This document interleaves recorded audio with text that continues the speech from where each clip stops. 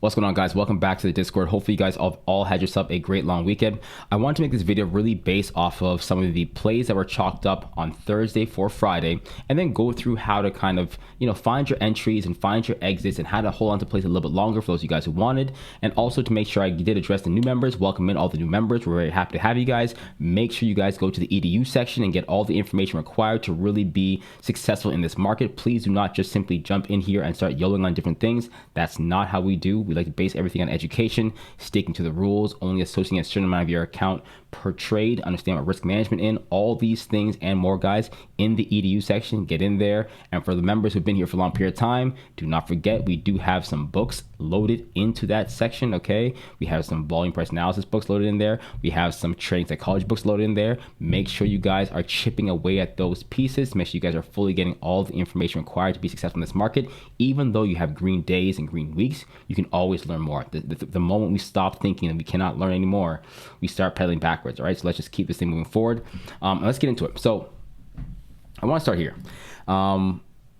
On Friday, what some of the plays we had here, I'm gonna go by them 3 by 3. This is the watches that I had. Okay, I had bullish above 189 for Tesla to 191. I have this a green line located here and the white line located here. And then I have bearish below 182. We never saw anything like that. And then I said for the TMI, for the Beishi bull symbol, I'll be watching to see if Tesla can hold above 186 to scalp calls to 189, small size, tight stop loss. So what I would do if I'm looking at this play here and I'm reading these plays going into the market is I would mark down every single level here, because that is basically how I am picturing it, right? So I give you guys pictures, I give you guys different levels. This is how I'm looking at it, and this is what I'm looking to do. If you are looking to execute off of a play, if you like anything that I put in the watch list, and you guys might pick and choose different trades. Maybe you guys get some from Jake, maybe you guys get some from Cam, maybe you guys get some from me, maybe you guys take some from all three, right? Whatever you guys do, take down the levels that you guys like for a certain play that you guys pick and choose that's right for you, and put them down in your chart to make sure you guys have them yourselves, right? And try to understand where these different levels are coming from. I like to highlight where I'm getting my levels from on the different time frames, so you guys can slowly start to do this yourself as well, because I don't want to gatekeep. I want to make sure you guys are self-sufficient. You guys can trade, right? We don't want to just give you guys fish. We want to teach you guys how to fish. Overused saying, but it is true. So that being said, here we did have the 186 level here. Now, previously, in the last few watches, I've told you guys the 186 level for Tesla was a weekly pivot, very strong level. So the previous day, you guys can see here on the Thursday, I played puts almost at open. Once we broke down below 186, look at that pullback down, right? We saw it go down from 186 all the way down here to a day low of roughly 180.50, right? Now the next day, we saw the exact opposite happen. Now, it's the weekly pivot, so which means if it can get rejected hard, but if it breaks, it is gone, right? So the reason why I said hold above 186, if it can hold above 186, I scalp calls to 189 is because I said small size, tight stop loss, because if it rejects, it's going to reject hard. I want to stop out quickly. So I said small size, so it wouldn't really, shake up my Friday, because Fridays the options expire pretty quickly. So it's a very volatile day. But the reason why I said small size at 186 is because my bullish breaking level would be 189. So I can be adding more at that point in time, or I can just be letting it ride, right? So here you can see here on the 5-minute candles, broke above 186, came back down on the next 5-minute candle here to retest that 186 level here. So you guys can see that right here, okay? This wick came back down to retest 186, a beautiful bounce there. That right there is the perfect entry right there to get in off of that scalp play. So that would have been a perfect entry to get in off 186 to scalp back up towards 189. Now, for anybody who's not as risk adverse, who wanted to wait for something a little bit more clean, okay, cool. Then you're waiting for the break of 189 towards that 191 level. Now you got that. It took a little bit of a while, but you got that. Okay, now this is how you could have played the breakout level here. One is, you could have played the breakout, and when you play the breakout, it's a little bit risky, right? And the reason why I'm saying it's a little bit risky is because you can see a break up and you can see a spike right back down. What you really want to see, what you're ideally waiting for is a breakup, a comeback down and a retest, like you saw this next 5-minute candle, or maybe even one of these 5-minute candles, that came out here and saw buyers stepping in here with these wicks, right? That's ideally where you want to get. So the first break is not the best case scenario here. And lots of times retail buys into those breaks because they think that the play is going to run away without them. Like as if the stock only goes up the whole way through, because a lot of retail play or have historically played a lot of highly short positions. So when they break, they just run, right? But when you're day trading and you're trading with blue chips, or you're trading with stocks that aren't, short squeeze plays every single day, this is going to be like a zigzag, right? You see it moving up and down. So you just have to be patient. You have to understand that it's not going to be moving in a straight line, and try to understand that if you do get in on a breakout, try to size down a little bit.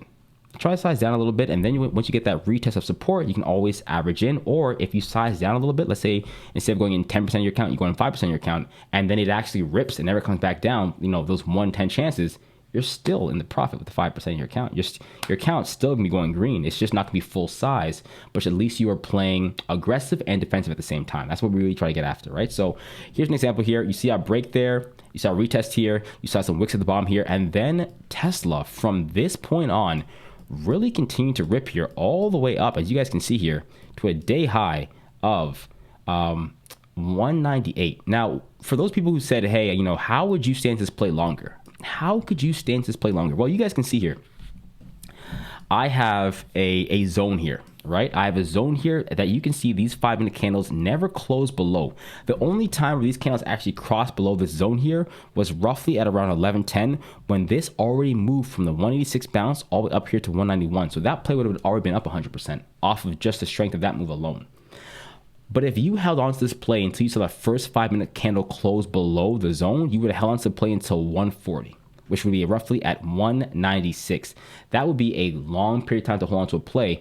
But that being said, this is definitely a play, a great example of how to hold on to a play for a long period of time. What I would do is this. One is I'm going to give you guys a link in the description for this video. I'm going to give you guys the link for this chart with this EMA zone. EMA underscore zone is what it's going to be called, right?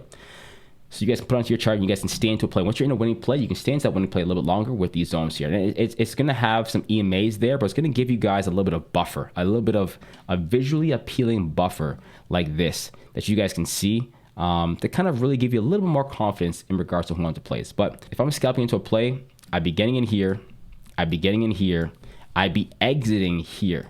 Exiting here, I saw a little bit of pullback here, I'd probably be exiting here and leaving one runner.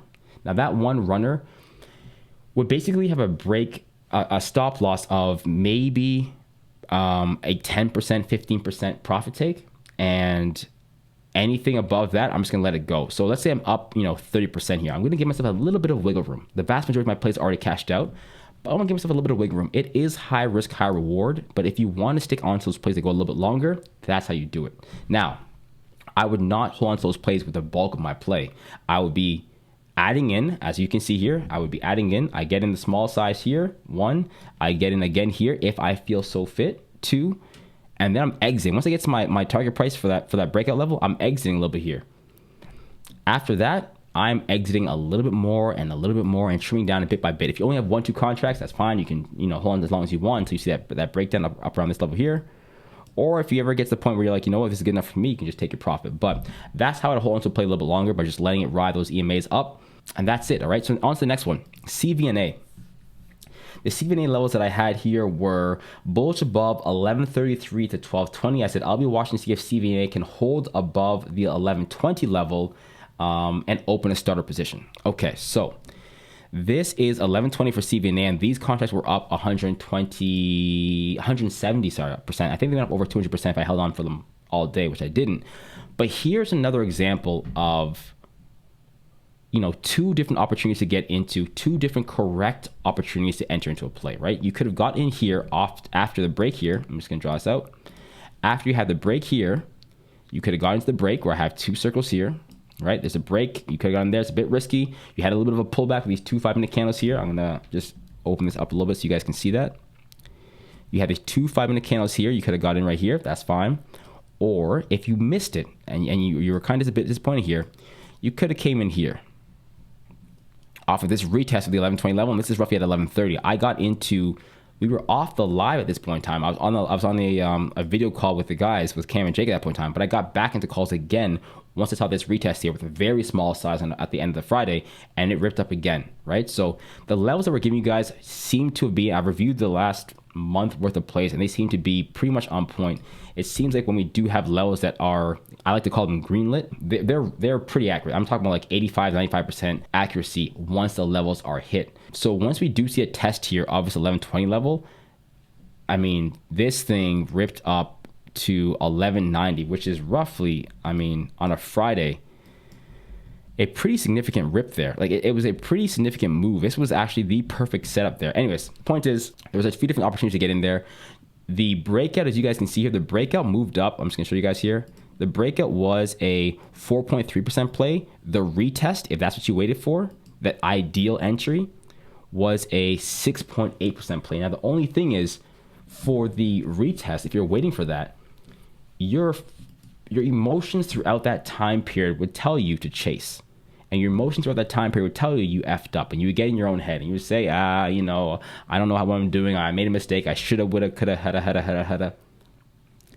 If you get into the play, you get your levels, great. If you miss the play, on to the next one. Don't worry about it, because at the end of the day, in 10:20 to 11:30, in just an hour and 10 minutes, this thing came right back down into your lap to play another play to the upside, right? So beautiful. Next one, Pfizer. This one was a perfect example of only getting it if you got it, okay? This was a very fast play here. To me, this was a successful play because I jumped in a little bit early, to be honest. I said I was going to jump in on the voice chat, but it wasn't exactly at the 38.20 level as highlighted in the watch list, because I realized how fast this thing was moving. Once it started moving here, I decided to jump in before it crossed over small size, and it just ripped up. I want to say at one point in time I saw it over 85%.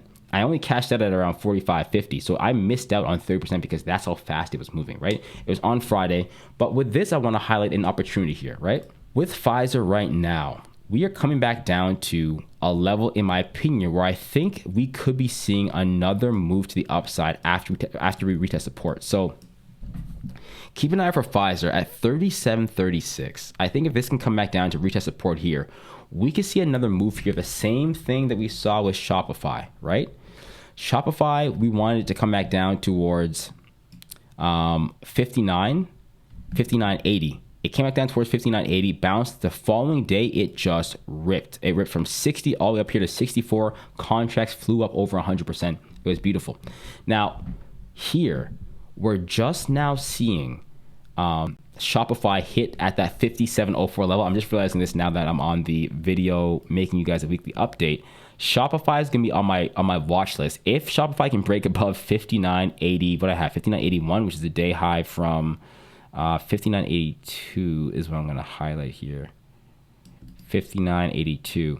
If I can see it break above 59.82, which is the day high from Thursday, May 4th, I will go long to 61.98. And I just decided that just now. This is going to be on my watch list from now, so keep an eye out for Shopify. PFE, going back there again. If you can see Pfizer, well, one is hold above this 37.65 level. That's one. If not, then I'd be looking for support at around 37.36. If this thing breaks down below 37 flat, 37.25, bearish. So I'm going to give you guys this level here. Just keep in mind, I'm going to put this up like this. Anything below that would be bearish. I'm going to put this yellow here as a caution because it's kind of like the last legs. And this level here is green, as in like if we can hold above this level here on Monday and see it, use as support on the 15-minute time frame, that would be ideal. I think we could see ourselves a nice little pop there. So yeah, let's see if we can recapture this 37.65 level. If not, and we get rejected, I would love to see Pfizer come back down here towards the 37.36 level, find some buyers stepping in here, and then ride this back up. And the way that I play this is I'd be getting some small size here for scalps on the way up, and then depending on how I feel at the time, depending on how the volume is moving and how the day is going, I would either be exiting calls here and leaving a runner. So let's say I get two contracts here. I'd be exiting calls here, exiting one here, and leaving a runner here. Or if I'm feeling very confident, I'd be averaging in, and I'd be getting some more here, and I'd be looking to get back the upside around 38.20. Now it is going to be Tuesday. It's going to be a shorter week, but it's not going to be Friday. So you're going to have a little bit more leeway with time. But there you guys go. All right. So there's a quick review of some of the watch list plays and how to execute them and how to stay into the plays a little bit longer. With CVNA, you can see here as well. once you got into this play here, you could have stayed into this play until roughly, let's just see here, it came back down to roughly 11:38, but you could have stayed into this play until it didn't really touch back down towards the EMAs until around 11 o'clock. So you would have been into this play all the way to the almost to the peak of the day, up until, you know, the afternoon. So beautiful. Anyways, guys, hope you guys had a great weekend. Hopefully this video was helpful. I tried to answer some of the key questions here, which was really how to hold into a play longer. So once we get into the plays, because we do get into plays almost as early as you possibly can, because we have our levels from the day before or the night before or the morning of before the market even opens, holding on to those plays a little bit longer. You just want to use a little bit of direction, some sort of indication there. You can always feel free once you're, you know, successful in a play to pull your money a bit early. If you're up, what your price target says you wanted to hit, 15, 25, 35%, you can always take money off the table. There's nothing wrong with that. If you want to hold on to a bit longer and you want to see the full extent of the play, I would say size down as you go. That way nothing really affects your P&L too much. But holding on to those winning plays is not easy, and it does take a lot of skill, in my personal opinion. So using some of these zones here to really just stay into a play longer, if it is going in a direction, can be comforting. All right. So hope you guys had yourself a great day. I'll catch you guys tomorrow for sure. And you know, don't do anything I wouldn't do tonight, guys. And you guys know there's nothing that I wouldn't